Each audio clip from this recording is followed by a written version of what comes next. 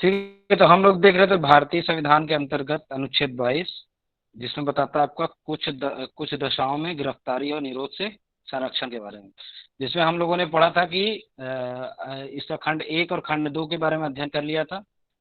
कि क्या था कि इसके बारे में था कि किसी व्यक्ति को गिरफ्तार किया गया तो ऐसी गिरफ्तारी के कारण जानने का और उसको अवगत कराए बिना अभिरक्षा में निरुद्ध नहीं रखा जाएगा। उसको मजिस्ट्रेट के पास 24 घंटे के भीतर पेश किया जाएगा। और ये जो दोनों बातें हैं, ऊपर की बातें, वो किस पर लागू नहीं होगी? शत्रु अंतर्देशीय पर और किसी निवारक निरोध विधि के अंतर्गत गिरफ्तार या निरुद्ध किए गए पर। ठीक है, तो हम लोगों ने क्या क्या पढ़ा था कि गिरफ्तारी की जो बातें लिखी गई, जो जब भी हम आर्टिकल 22 के तहत गिरफ्तारी की बात करेंगे, गिरफ्तारी के अंतर्गत क्या होता है कि पहला तो आपका एक तो सामान्य विधि के तहत गिरफ्तारी होगी या फिर आपका निवारक निरोध विधि के अंतर्गत गिरफ्तारी होगी। तो सामान्य विधि के अंदर गिरफ्तारी होगी तो उसको क्या अधिकार है, और निवारक निरोध विधि के अंतर्गत गिरफ्तारी होगी तो उसको आपका 22(3) के तहत क्या मान दिया गया है कि ये चीजें आपका 1 और 2 का खंड लागू नहीं होगा। तो अब इनका भी तो कोई इनको भी तो संरक्षण प्रदान करना जरूरी है। नहीं तो निवारक निरोध अधिनियम के नाम पे क्या है, लोग कोई भी व्यक्ति को क्या करेगा, मनमानेपन का प्रयोग करना प्रारंभ कर देगा और किसी भी व्यक्ति को परेशान करने लगेगा, जबरदस्ती उसको क्या करेगा, आप गिरफ्तार कर लेगा। तो उनके लिए इन दो जो अधिकार की बातें जो 1 और 2 में थी, इसको आगे के उपबंधों में बताया गया है। तो हम पहले देख लेते हैं निवारक निरोध विधि के बारे में। पूर्व में थोड़ी सी चर्चा की थे, आज थोड़ा डिटेल में चलते हैं।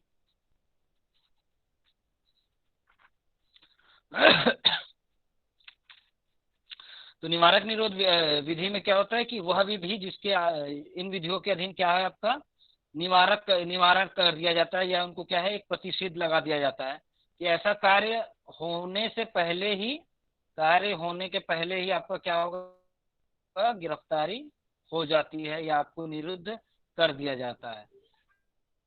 तो वह निरुद्ध जो इनको गिरफ्तारी की गई है वो अवैध है या वैध है, इस चीज की जांच कैसे की जाएगी? तो उसको देखा जाएगा समय पर। इसके लिए कई सारी चीजें आई हैं। ठीक है, तो यदि वह जो गिरफ्तारी होगी वो अवैध होगी तो क्या अब वो जो निवारक के तहत गिरफ्तार व्यक्ति को क्या उसको ये नहीं मिलेगा कि उसको गिरफ्तारी के कारण जानने का अधिकार हो? तो इन सारी चीजों के बारे में आपका जो अनुच्छेद, आपका जो अनुच्छेद का 22 का खंड 4 कहता है। ठीक है, तो उसको हम समझने का प्रयास करते हैं कि 4 क्या कहता है कि निवारक निरोध का उपबंध करने वाली कोई विधि किसी व्यक्ति का 3 माह से अधिक अवधि के लिए तब तक निरुद्ध किया जाना प्राधिकार नहीं करेगी जब तक कि ऐसे व्यक्तियों से जो उच्च न्यायालय के न्यायाधीश हैं या न्यायाधीश रहे हैं या न्यायाधीश नियुक्त होने के लिए अहर्तित हैं, मिलकर बने सलाहकार बोर्ड के 3 मास की उक्त अवधि की समाप्ति से पहले यह प्रतिवेदन नहीं दिया है कि उसकी राय में ऐसे निरोध के लिए पर्याप्त कारण है, परंतु इस उपकरण की कोई बात किसी व्यक्ति को उस अधिकतम अवधि से अधिक अवधि के लिए निरुद्ध किया जाना प्राधिकृत नहीं करेगी जो खंड 7 के उपखंड ख के अधीन संसद द्वारा बनाई गई विधि द्वारा विहित की गई है, या ख ऐसे व्यक्ति को खंड 7 के उपखंड क और उपखंड ख के अधीन संसद द्वारा बनाई गई विधि के उपबंधों के अनुसार निरुद्ध नहीं किया जाता है। 5 कहता है आपका 22(5) की निवारक निरोध का उपबंध करने वाली किसी विधि के अधीन किए गए आदेश के अनुसरण में जब किसी व्यक्ति को निरुद्ध किया जाता है तब आदेश करने वाला प्राधिकारी यथाशीघ्र उस व्यक्ति को यह संसूचित करे कि वह आदेश किस आधार पर किया गया है और उस आदेश के विरुद्ध अभ्यावेदन करने के लिए उसे शीघ्र अवसर देगा। फिर 6 बोलता है कि खंड 5 की किसी बात को ऐसा आदेश जो उस खंड में निर्दिष्ट है करने वाले प्राधिकारी के लिए ऐसे तनयों को प्रकट करना आवश्यक नहीं होगा जिनसे प्रकट करना प्राधिकारी लोकहित के विरुद्ध समझता है। तनय मतलब कारण। फिर 7वां आपका है कि संसद विधि द्वारा विहित करेगी कि किन परिस्थितियों के अधीन और किस वर्ग या वर्गों के मामले में किसी व्यक्ति को निवारक निरोध का उपबंध करने वाली किसी विधि के अधीन 3 माह से अधिक अवधि के लिए खंड 4 के उपखंड क के उपबंधों के अनुसार सलाहकार बोर्ड की राय प्राप्त किए बिना निरुद्ध किया जा सके। ख कहता है किसी वर्ग या वर्गों के मामले में कितनी अधिकतम अवधि के लिए किसी व्यक्ति को निवारक निरोध का उपबंध करने वाली किसी विधि के अधीन निरुद्ध किया जा सकेगा। और खंड ग कहता है कि खंड 4 के उपखंड क के अधीन की जाने वाली जांच में सलाहकारी बोर्ड द्वारा अनुसरण वाली जाने वाली प्रक्रिया क्या होगी। तो ये क्या है कि ये सारी चीजों का निर्धारण कौन करेगा, आपका संसद करेगा कि किन वर्गों के लिए 3 माह से अधिक का, इसको हम समझने का प्रयास करते हैं तब आपको ये क्लियर हो जाएगी चीजें। तो देखिए जो आपका अनुच्छेद 22 का जो खंड 4 से लेकर 7 तक है वो आपका संवैधानिक संरक्षण है किसको, निवारक निरोध विधि के अंतर्गत जिनको क्या किया गया, निरुद्ध किया गया है या गिरफ्तार किया गया है।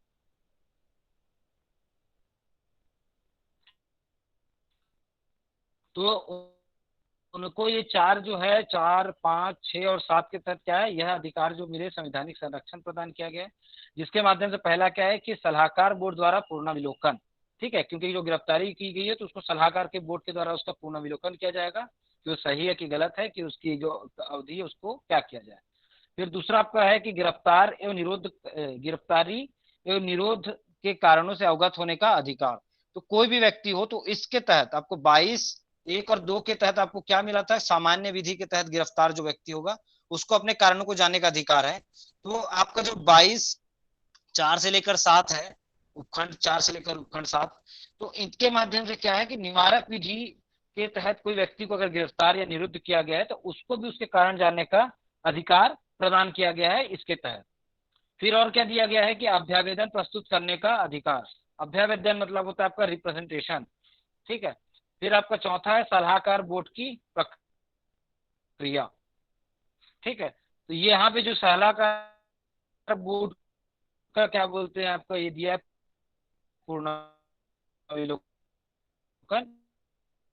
तो उसी बोर्ड की क्या प्रक्रिया होगी उसके बारे में चौथे खंड को हम समझने का प्रयास करेंगे।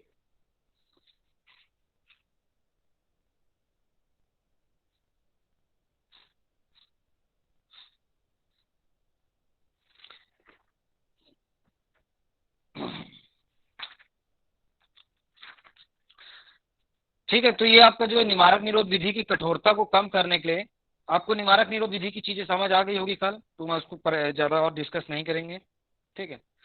फिर हम देखते हैं कि जो संवैधानिक संरक्षण का उल्लेख किया गया है 4 से 7 में, उसमें सलाहकारी बोर्ड द्वारा पूर्णाविलोकन को समझने का प्रयास करते हैं।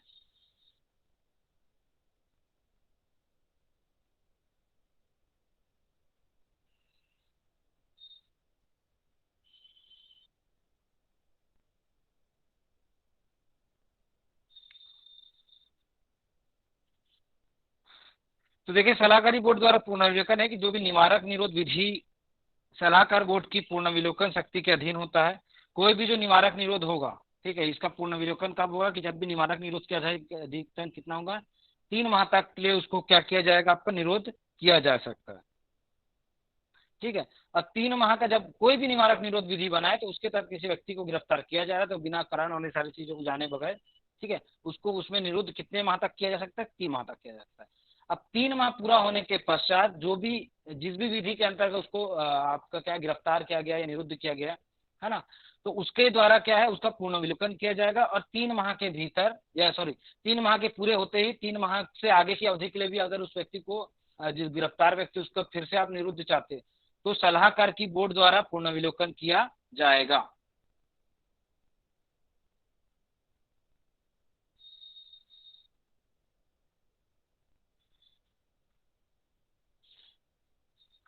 ठीक है, तो इसमें जो सलाहकार बोर्ड की राय पर है कि जब भी सलाहकार बोर्ड ऐसी अवधि की समाप्ति होने से पूर्व निरोध के पर्याप्त कारण के बारे में अपनी रिपोर्ट नहीं दे देता, यदि सलाहकार बोर्ड की राय में निरुद्ध के पर्याप्त कारण नहीं है तो सरकार को निरोध के आदेश की समाप्ति करना होता है। ठीक है, तो यहाँ पे क्या है कि उसको जब भी 3 मास की अवधि पूर्ण हो गई और उसके लिए उपयुक्त कारण ना हो, ठीक है, कि उसको और 3 माह से अधिक की अवधि के लिए उसको निरुद्ध करना है, और यहाँ पे अगर वो कारण ना होंगे तो उसको क्या है, छोड़ना आवश्यक हो जाएगा। तो यहाँ पे जो सलाहकार बोर्ड होगा वो उसका पुनर्विलोकन करेगी। तो देखिए अभी सलाहकार जो बोर्ड के बारे में बताया है, इसको हम समझने का प्रयास करते हैं कि जो ये सलाहकार बोर्ड जो है यहाँ पे, ठीक है, तो ये बोर्ड क्या है कि ये बोर्ड क्या है, एक जो आपके जजेस होते हैं उनके उनसे मिलकर एक बोर्ड बनती है, जिसका कार्य होता है कि वह इन सारी चीजों का परीक्षण करे कि कार्य के निरोध का, ठीक है। जो सलाहकार बोर्ड का कार्य होता है कि कारणों की युक्तियुक्तता का परीक्षण करना और उसकी अवधि का निर्धारण करना।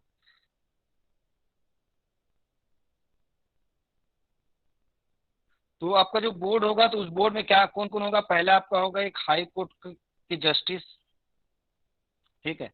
दूसरा होगा कि उस हाई कोर्ट के जो जस्टिस रह चुके हैं या उसका रिटायर्ड है जो जस्टिस है वो, और कोई भी अन्य व्यक्ति जो क्या है न्यायाधीश के तौर पे नियुक्त होने की पात्रता रखता है, तो वह उसका क्या होगा, सलाहकारी बोर्ड का सदस्य होगा, ठीक है।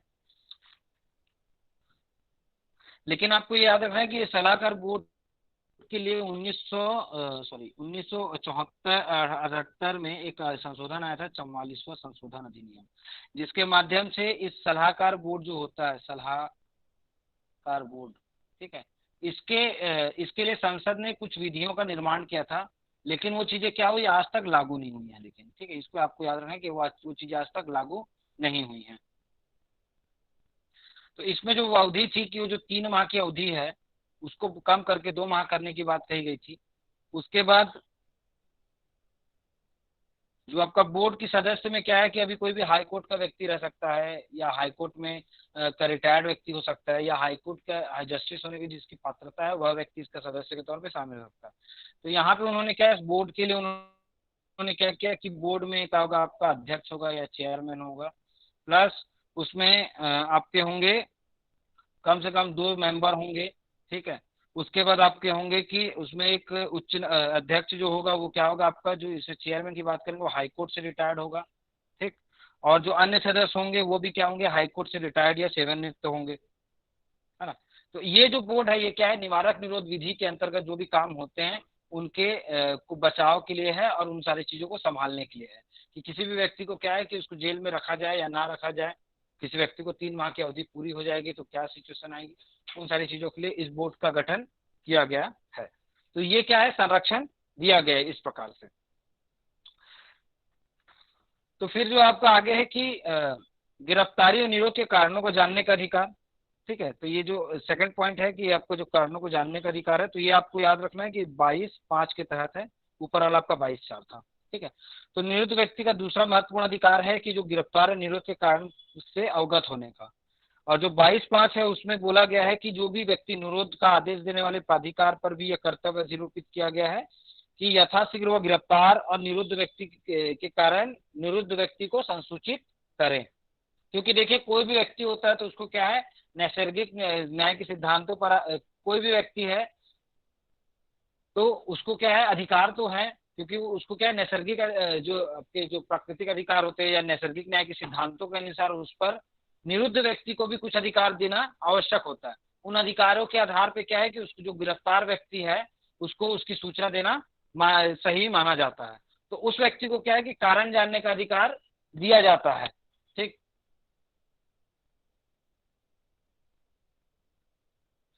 तो इसमें जो 2(5) में बताया गया है वो क्या, 22(5) में बताया गया है वो क्या है कि गिरफ्तार और निरुद्ध के कारण बिना किसी अनावश्यक विलंब के अवगत कराए जाने चाहिए, यद्यपि उनके लिए कोई समय या अवधि निर्धारित नहीं की गई है, लेकिन यह सब यथाशीघ्र किया जाना चाहिए, ठीक है। और उसका जो अभी इसको अवगत उसके निरोध के कारण से अवगत होने का अधिकार जो दिया गया है, तो उसके लिए किसी भाषा का उपबंध नहीं किया गया कि भाषा कैसी होगी या कौन सा लैंग्वेज वो यूज करेंगे, अगर उसको बोलना नहीं आता, पढ़ना नहीं आता, लिखना नहीं आता, तो वो कोई भी बहुत जगह में भाषा जो उसको समझ आ सके या इशारे जो उसको समझ आ सके उस आधार पर भी उसको बताएंगे तो उसको यह चीज अधिकार दिया गया माना जाएगा।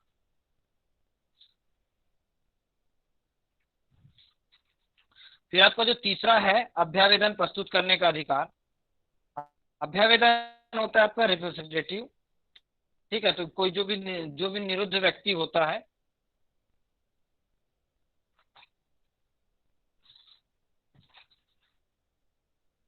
जो भी निरुद्ध व्यक्ति होता है उसको क्या है कि उसका जो सलाहकार बोर्ड होता है, ठीक है, इनके समक्ष क्या है, जो अभ्यावेदन प्रस्तुत करने का अधिकार किसको है, जो है वो किसको रहेगा, सलाहकार बोर्ड को रहेगा। ठीक है, तो ये अभ्यावेदन करेगा, अभ्यावेदन अर्थात वो प्रार्थना पत्र या प्रतिवेदन किसी दूसरे के माध्यम से, रिप्रेजेंटेटिव के तौर पे। ठीक है, तो अपना पक्ष प्रस्तुत करने का जो अभ्यावेदन का अर्थ क्या होता है कि अपना पक्ष प्रस्तुत करना। ठीक है, तो इसके तहत अब देखते हैं कि सलाहकारी बोर्ड की रिपोर्ट के बिना निरुद्ध की अवधि 3 माह से अधिक नहीं हो सकती है, और सलाहकारी बोर्ड की सकारात्मक रिपोर्ट पर ही निरोध की अवधि में वृद्धि की जा सकती है। सलाहकार बोर्ड निरुद्ध व्यक्ति के औचित्य पर गहन विचार करके अपनी रिपोर्ट प्रस्तुत करता है, और यह महत्वपूर्ण है कि निरुद्ध व्यक्ति सलाहकार बोर्ड के समक्ष अपना पक्ष रखे।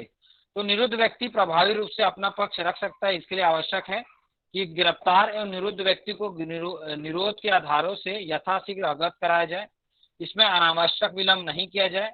और उसी के तहत जो आपका रासुका था, राष्ट्रीय सुरक्षा अधिनियम,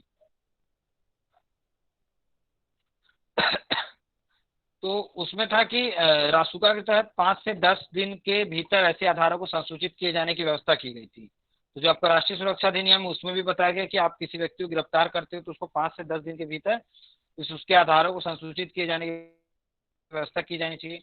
फिर जो निरुद्ध व्यक्ति होता है उसको अभ्यावेदन करने का अधिकार दिया जाए।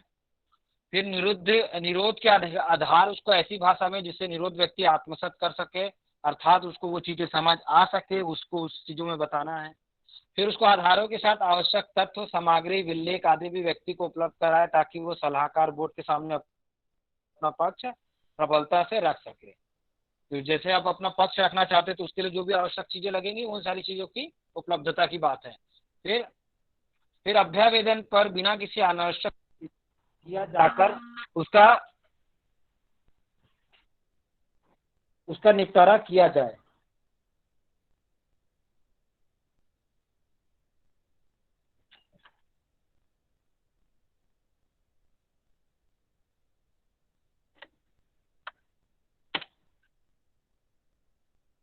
फिर हम लोग देखते हैं कि ये जो सलाहकार बोर्ड की बातें कर रहे थे, ठीक है, फिर हम देखते हैं कि इसकी प्रक्रिया के बारे में, कि जो सलाहकार बोर्ड की प्रक्रिया है उसके लिए क्या है कि ये अब आपका जो हम देख रहे हैं कि ये 22 का 7वां बात बता रहा है।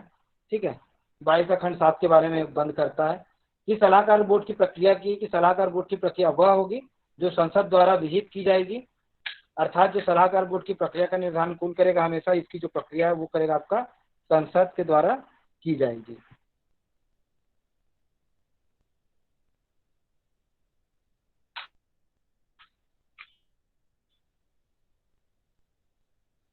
ठीक, संसद के द्वारा इसकी बोर्ड की प्रक्रिया की जाएगी। जहां राज्य की विधायिका द्वारा भी प्रक्रिया का निर्धारण किया गया हो वहां संसद द्वारा निर्धारित प्रक्रिया को प्राथमिकता दी जाएगी। तो इसमें यह है कि संसद के द्वारा भी हो सकता है और राज्य के द्वारा भी हो सकता है, लेकिन जब राज्य की चीजें होंगी तो संसद को प्राथमिकता प्रदान की जाएगी।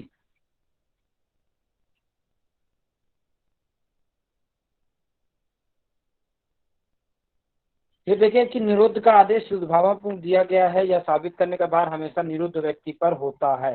ठीक है, कभी भी आपको किसी व्यक्ति को अगर निरुद्ध किया गया है या गिरफ्तार किया गया है तो उसके ऊपर सबूत का भार उसी व्यक्ति पर होगा कि वह उसको साबित करे कि वह चीजें जो भी कार्य किया गया है वह गलत किया गया है और उसको उन चीजों में फंसाया गया है या जो भी चीजें हैं। तो ये जो अधिकार हैं ये संवैधानिक संरक्षण है जिनके बारे में हमने चर्चा की, कि वो आपको यह बताता है कि कोई भी जो व्यक्ति है उस व्यक्ति को गिरफ्तारी के विरुद्ध किस प्रकार के संरक्षण प्रदान किए गए हैं, सामान्य विधि के तहत और आपके निवारक निरोध विधि के तहत। इन दोनों विधि के तहत उनको अगर गिरफ्तार किया जाता है तो उनको गिरफ्तारी के कारणों को जानने का, अपने वकील से परामर्श लेने का, अपने सगे संबंधी को बताने का। उसी तरह जो निवारक निरोध विधि के अंतर्गत कोई व्यक्ति अगर हो तो उसको भी ये चीजें हैं कि वह कैसे उस मामले को संभालेगा और अपना बचाव करेगा।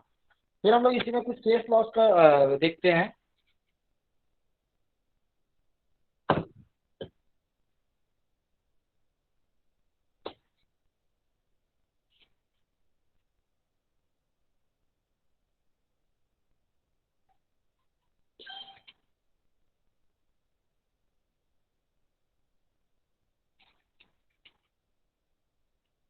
ठीक है। आपको एक चीज बता दें कि निवारक निरोध विधि का न्यायिक पूर्ण अवलोकन। तो निवारक निरोध विधियों के उपबंधों में यह स्पष्ट है कि निरोध आदेश की शक्ति कार्यपालिका प्राधिकारियों के आत्मनिष्ठ समाधान पर आधारित होती है। कि जब भी देखिए, जब निवारक निरोध की बातें चलेगी तो उसमें जो भी गिरफ्तारी होती है, ठीक है, वो किसकी कार्यपालिका के अधिकारी होते हैं, उनके उनके सेल्फ सेटिस्फेक्शन की बातें हैं, उनके जो समझने की बातें हैं कि वो अपने कैसी किस आधार पे हैं। और न्यायालय सामान्यतः इस बात को जांच नहीं कर सकती कि निरोध आदेश जारी करने वाले प्राधिकारी के व्यक्तिगत समाधान के पर्याप्त कारण है या नहीं। किंतु इसका तात्पर्य यह नहीं है कि निरोध प्राधिकारी का व्यक्तिगत समाधान न्यायिक परीक्षा से बिल्कुल परे है। न्यायालयों ने आगे चलकर यह स्वीकार किया कि निवारक निरोध विधियों की विधि मान्यताओं की जांच करने की कतिपय परिस्थिति में शक्ति प्राप्त है। तो इसी में हम देखते हैं कि जो केस लॉस थे, जिसके माध्यम से हम समझने का प्रयास करेंगे कि निवारक निरोध विधि का न्यायिक पुनर्विलोकन हो सकता है कि नहीं हो सकता।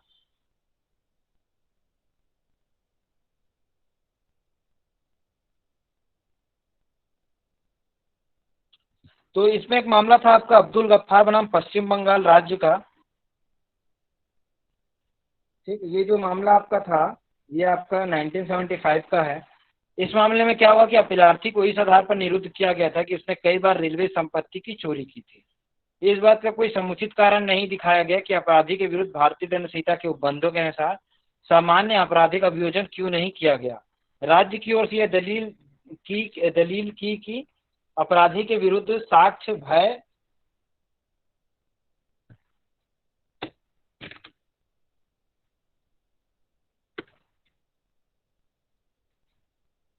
साक्ष्य क्या राज्य की ओर से यह दलील की गई कि अपराधी के विरुद्ध साक्ष्य भय के कारण साक्ष्य देने से भयभीत थे, विश्वास करने योग्य दलील नहीं है। और निरोध प्राधिकारी ने निरोध आदेश यथावत और बिना मस्तिष्क लगाए किया था, अतः यह निरोध अवैध होगा। फिर उसी तरह एक मामला था आपका जयमाला बनाम गृह सचिव। ये आपका 1982 का मामला था। इसमें बताया गया कि अनुच्छेद जो आपका अनुच्छेद 22(5) है, ठीक है, 22 का खंड 5, विधि का प्रत्येक व्यक्तिगत जो दंड विधि के अधीन अपराध है उसे लोक व्यवस्था पर प्रतिकूल प्रभाव डालने वाला नहीं माना जा सकता। इस प्रकार के अपराध विधि के तुक्ष व्यक्तिक्रम के निवारक निरोध अधिनियम के अधीन किसी व्यक्ति को निरुद्ध किए जाने के लिए प्रयोग किया जा सकता है। प्रस्तुत मामले में एक 17 वर्ष के छात्र को विधि के व्यक्तिक्रम के लिए निवारक निरोध अधिनियम के अंतर्गत 2 बार निरुद्ध किया गया। बाद की परिस्थिति के आधार पर निर्णय दिया गया कि निरोध प्राधिकारी ने निरोध आदेश पारित करते समय दिमाग नहीं लगाया था, अतः निरोध अवैध था। तो ये क्या है कि जिन मामलों के तहत अब इसको हम ऐसे समझ सकते हैं, जो आपका एके गोपालन का मामला आया था उसमें उच्चतम न्यायालय ने निवारक निरोध अधिनियम 1951 में जोड़ी गई धारा 14 जो मीसा अधिनियम की धारा 16 का के सदृश ही थी, वो इस आधार पर अवैध घोषित किया कि वह संविधान के 22(5) का अतिक्रमण करती थी। तो न्यायालय के पास यह अधिकार होता है कि कोई भी जो आपके मूल अधिकारों का हनन करे उसको क्या कर सकती है, वो अवैध घोषित कर सकती है। और इस एके गोपालन के मामले के बाद जो कार्यपालिका की अधिकारियों को निरोध आदेश जारी करने की शक्ति पर वस्तुतः कोई भी प्रतिबंध नहीं रह गया और कार्यपालिका को असीमित शक्ति प्राप्त हो गई, जिसका प्रयोग करके उसके द्वारा निवारक विधियों में उपबंधित प्रयोजन के से गौण प्रयोजन के लिए भी किया जा सकता है, विशेषकर जब जो केंद्रीय सरकार या राज्य सरकार के अधीनस्थ प्राधिकारियों द्वारा इस शक्ति का प्रयोग किया जाता है। तो जो आपका देखिए, जो भी ये आंतरिक सुरक्षा अधिनियम और निवारक निरोध विधियां जो होती है, इनका क्या है कि यह है तो अपने क्या इसके लिए हित में कि आप इनकी रक्षा करने की बात को लेकर या देश की अखंडता, एकता और हिंसा को दूर करने के लिए। लेकिन जब ये कार्यपालिका पर आती है तो इसका ये क्या है, कई बार दुरुपयोग भी करते हैं और इसके माध्यम से विभिन्न वर्गों के लोगों को क्या करता है, निरोध भी कर सकते हैं। और इसका दुरुपयोग को रोकने के लिए आवश्यक है कि संविधान में इसके समुचित संशोधन करके कार्यपालिका के प्राधिकारियों की शक्तियों पर निर्बंध लगाया जाए और इसके अतिरिक्त न्यायालयों को निवारक निरोध विधियों की विधि मान्यता की जांच करने की आपातकाल में भी अधिकारिता होना चाहिए।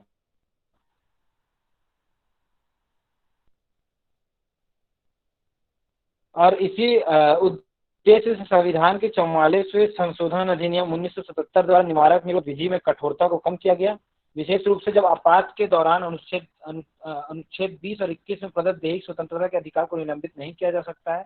और इस संशोधन के परिणाम स्वरूप अब बंदी प्रत्यक्षीकरण के मामले में दिए गए निश्चयों का प्रभाव समाप्त हो गया है। तो इस तरह हम देखते हैं कि जो भी गिरफ्तार व्यक्ति होता है, चाहे वह सामान्य विधि के तहत हो कि निवारक विधि के तहत हो, उसको क्या है कि आपका प्राकृतिक न्याय का संरक्षण प्रदान किया गया है, या नैसर्गिक न्याय के जो नेचुरल जस्टिस प्रिंसिपल है वो अप्लाई किए जाते हैं, और उनको किसी भी दशा में जो भी उनके गिरफ्तारी के कारण है उसको यह जानने का अधिकार है, और यह अधिकार उसको नैसर्गिक न्याय के सिद्धांत के आधारित प्रकार से दिए जाते हैं। और उसके लिए जो प्रक्रिया और जो विधियां होंगी उसका सारा जो परिचालन है या जो उसका निर्धारण है वो संसद के द्वारा माध्यम से किया जाएगा। तो आशा करता हूँ आपको ये सारी चीजें समझ आ गई होगी।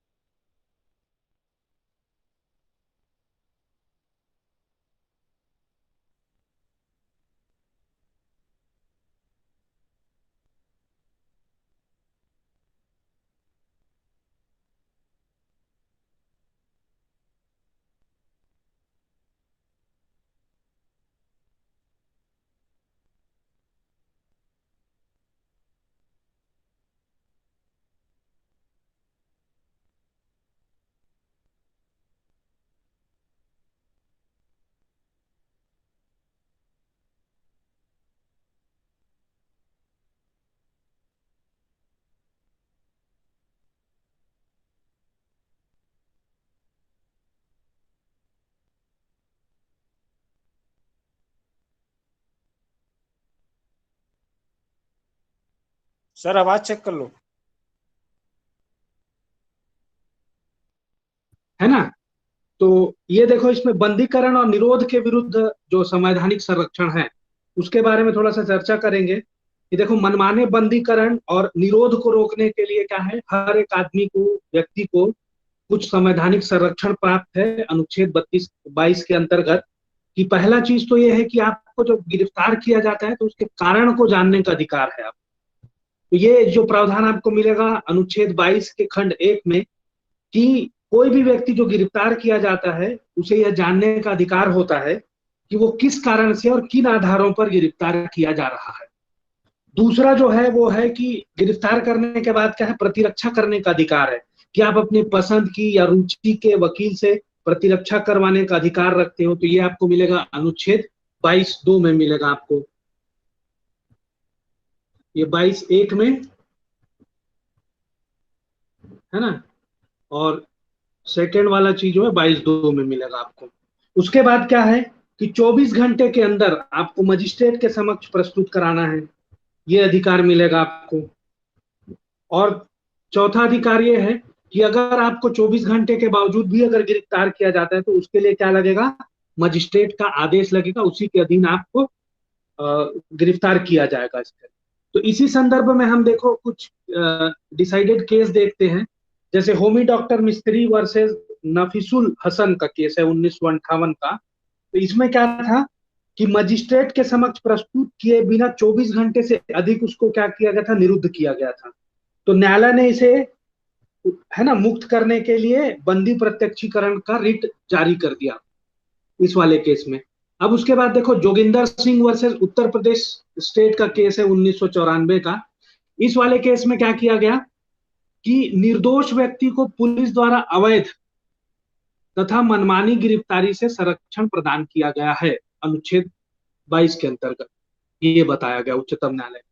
उसके बाद देखो एक D K Basu versus state of West Bengal का केस है 1997 का केस है। तो इस मामले में क्या बताया गया था कि किसी भी प्रकार के क्रूर, अमानवीय या अपमानजनक व्यवहार, चाहे वह जांच के दौरान, पूछने पर या अन्य स्थान पर हो, व्यक्ति के अधिकारों का उल्लंघन करता है। पुलिस अभिरक्षा में मृत्यु होना जो है विधि शासन द्वारा शासित सभ्य समाज में जघन्यतम अपराध है। न्यायालय ने निर्धारित किया कि व्यक्ति को प्राप्त संवैधानिक संरक्षणों के पालन में विफलता होती है तो उसे न्यायालय की अवमानना माना जाएगा और न्यायालय द्वारा इन सबको कठोरतम, ठीक है, मतलब कठोर रूप से पालन किए जाने का निर्देश दिया गया।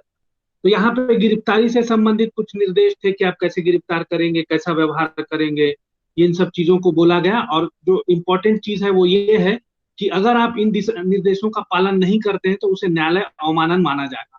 तो क्या है कि अगर आपकी गिरफ्तारी होती है और आपके साथ ऐसा कोई अनुचित व्यवहार होता है या जो गाइडलाइन दिया गया है D K Basu state of West Bengal के केस में, है ना, वो चीजें अगर आपके साथ नहीं होती हैं या उनके दिशा निर्देशों का पालन नहीं होता है तो आपके पास एक और ये चारा है कि उस पुलिस वाले या उस थाने में जितने भी अधिकारी हैं जिन्होंने आपके साथ ऐसा अमानवीय व्यवहार किया होगा, तो आप उनके खिलाफ क्या कर सकते हैं कि हाई कोर्ट में जाके न्यायालय अवमानन का एक केस फाइल कर सकते हैं।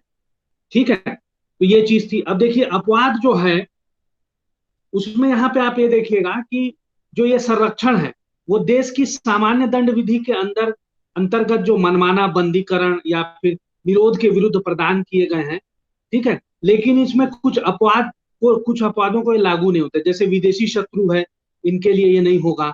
और ऐसे किसी व्यक्ति को जिसे निवारक निरोध विधि के अंतर्गत, है ना, प्रिवेंटिव डिटेंशन लॉ के अंतर्गत अगर गिरफ्तार किया गया है तो उनको ये प्राप्त नहीं होगा।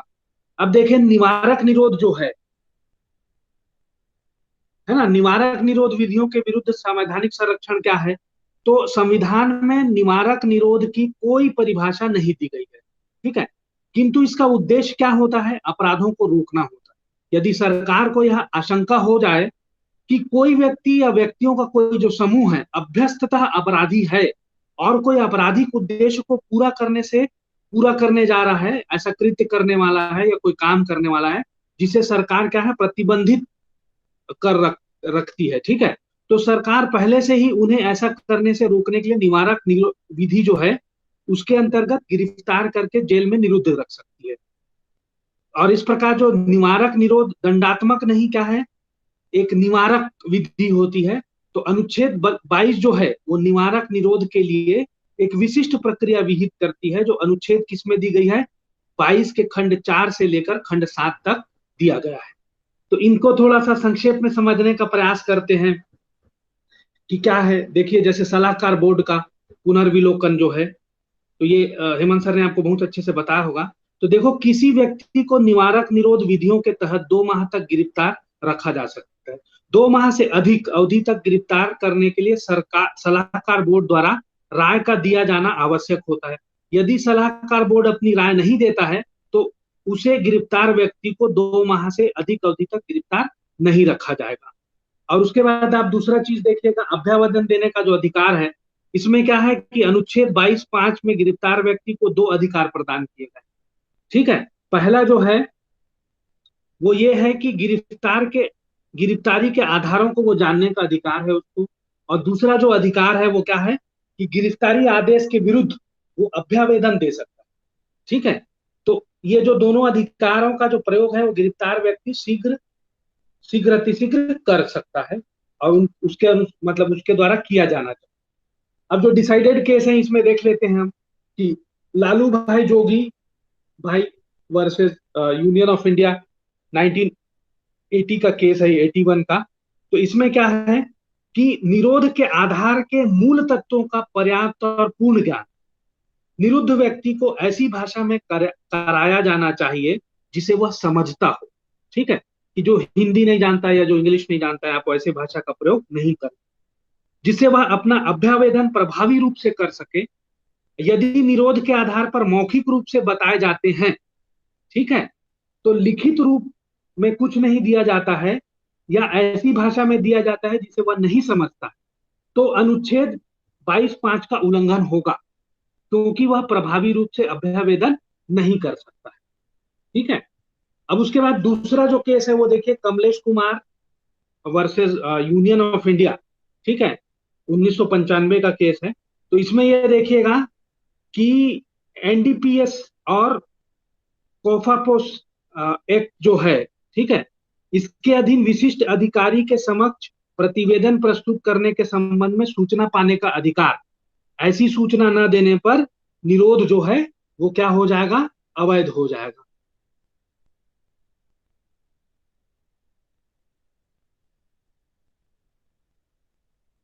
अब अंतिम रूप में हम देखते हैं कि निवारक निरोध आदेशों का जो पुनर्विलोकन है उसके बारे में।